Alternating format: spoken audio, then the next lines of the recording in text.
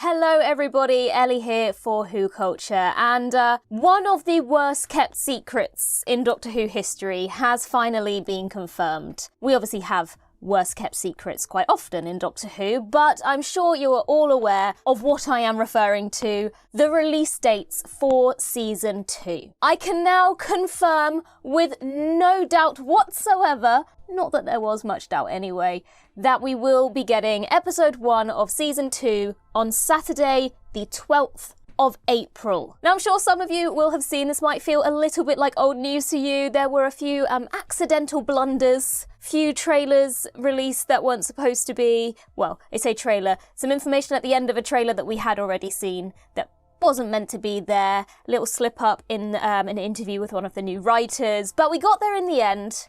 We didn't want to give you any false information. Something might have changed, but the official announcement has been made April the 12th at 8 a.m.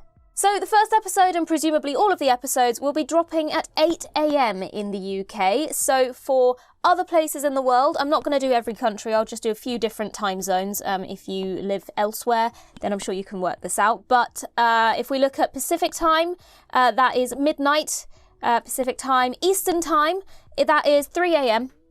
If you're in Germany, France, those kind of European countries that tend to just be an hour ahead of us, just generalising there, I know there are other time zones, that's 9 a.m.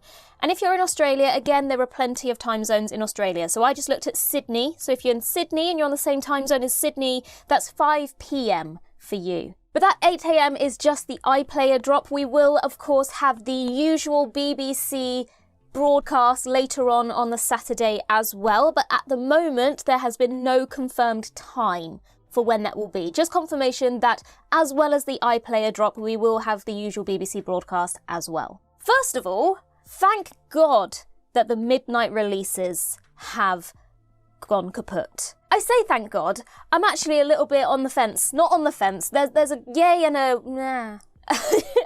But to me, equally, the 8 a.m. works just as well. I've spoken about this plenty of times. For us, selfishly, the midnight drop worked in our favour. It meant that we could get our videos to you much sooner than waiting until the evening on the Saturday to get a video done for you. We'd have to wait till the evening, wait for the episode to finish, get all our notes together. We'd be working into the night, and the ups and downs would come to you much later than when we had the midnight releases. It meant that we could work all through the day and you could have the video by the end of Saturday. As soon as it aired on BBC, we could drop that video for you. So from a selfish work perspective, the midnight releases weren't the end of the world. To be honest, switching to 8 a.m. probably works massively better for all of the people in the UK who weren't so in favour of the midnight release. 8 a.m. is a bit more of a sociable time to watch the episode.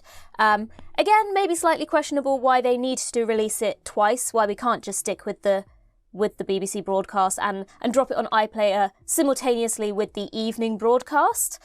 That does there is a question there. Why does it have to be two different times?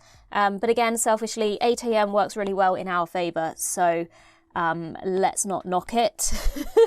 It means that we don't have to work into the early hours of the morning, so that's always a bonus. And it means that you don't have to wait up until the early hours of the morning to watch the episode in fear of spoilers, at least if it's 8 a.m.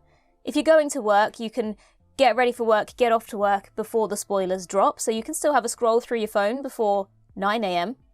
But it also means that you could sit with your kids and watch it in the morning if you want to, instead of the evening, or it just is better than the midnight, maybe not as good as just dropping it in the evening as usual. Another thing we've noticed, it doesn't seem like we're getting a double episode drop for the first week as we did for Season 1.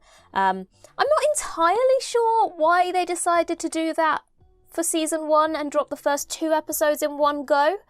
Other than maybe in retrospect looking and going, Space Babies maybe wasn't a good idea to start with. So let's drop The Devil's Cord with it. At least then people aren't going to be turned off immediately by this first episode. At least there's something slightly better to follow it.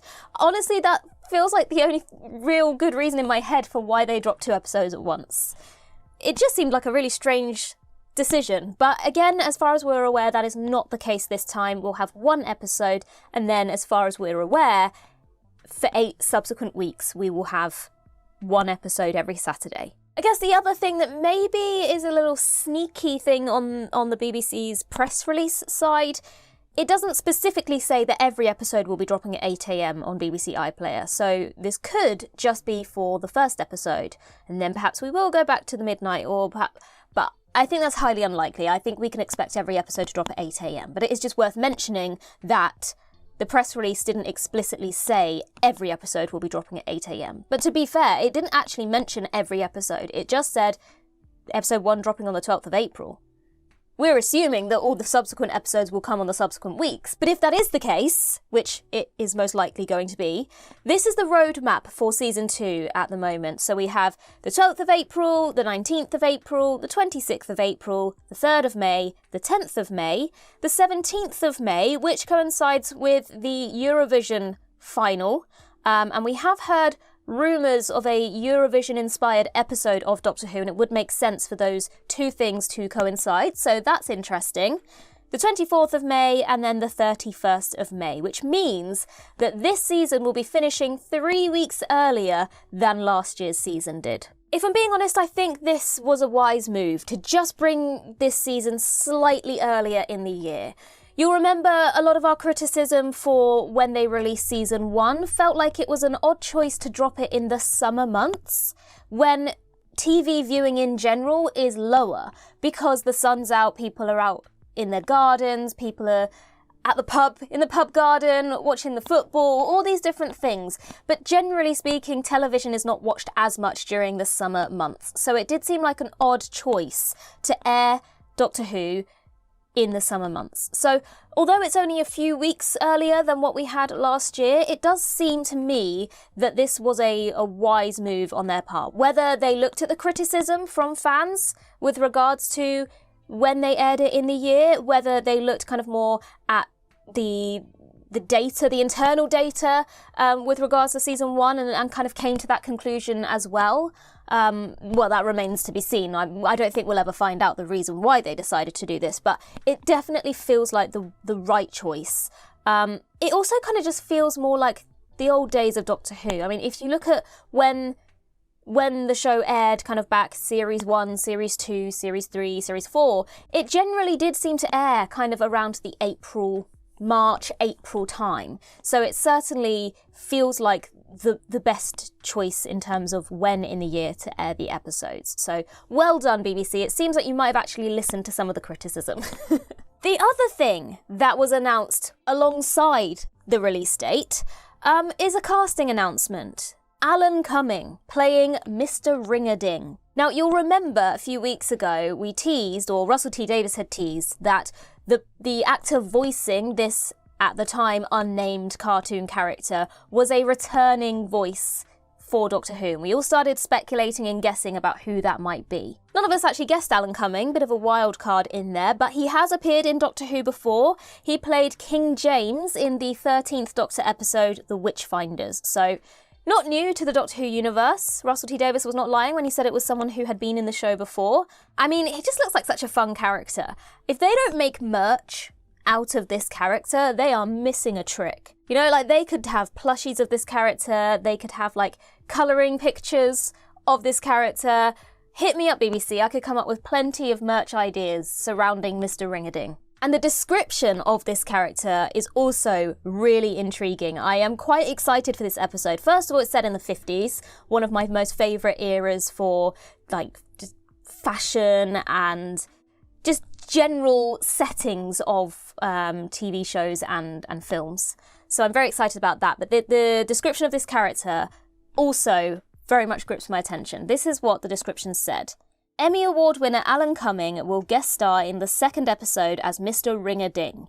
He's a happy, funny, sing-along cartoon who lives in Sunnytown with his friend Sunshine Sally. However, in 1952, after years of repeats in cinemas across the land, Mr. Ring-a-Ding suddenly looks beyond the screen and sees the real world outside, and the consequences are terrifying. That sounds so good. I don't know why it sounds so good, but it does. It's given me, like, Who Framed Roger Rabbit vibes, which is fine because I love that film. Or what's the other one? Looney Tunes back in action, or, do you know, it's just giving, I love it when you have like cartoons crossing over with live action. I'm very excited about this. I feel like it could be quite creepy, quite sinister, having those kind of smiley cartoon characters that are actually evil. I'm really excited about it. This is the episode I'm most excited about so far. And to be perfectly honest with you, I'm just glad to have something positive and exciting to talk about in the world of Doctor Who after the last few weeks of negativity, uncertainty. It's been a real downer the last couple of weeks. I'm not gonna lie, I've struggled with the negativity. So I'm just excited that we have an announcement here that A, suggests that some of the criticisms we had for last season seem to have been listened to, and B, we have slight synopsis for certain episodes that really do sound really exciting and intriguing and are genuinely making me so excited for the upcoming season. I can't wait. I'm really excited about it. And you know what? Just to close things out, let's just have a little bit of fun here, shall we? I would like you to caption this image of Mr. Ring-a-Ding. In the comments down below, caption this image. In the meantime, I've been Ellie for WhoCulture, and in the words of Riversong herself, goodbye, sweeties.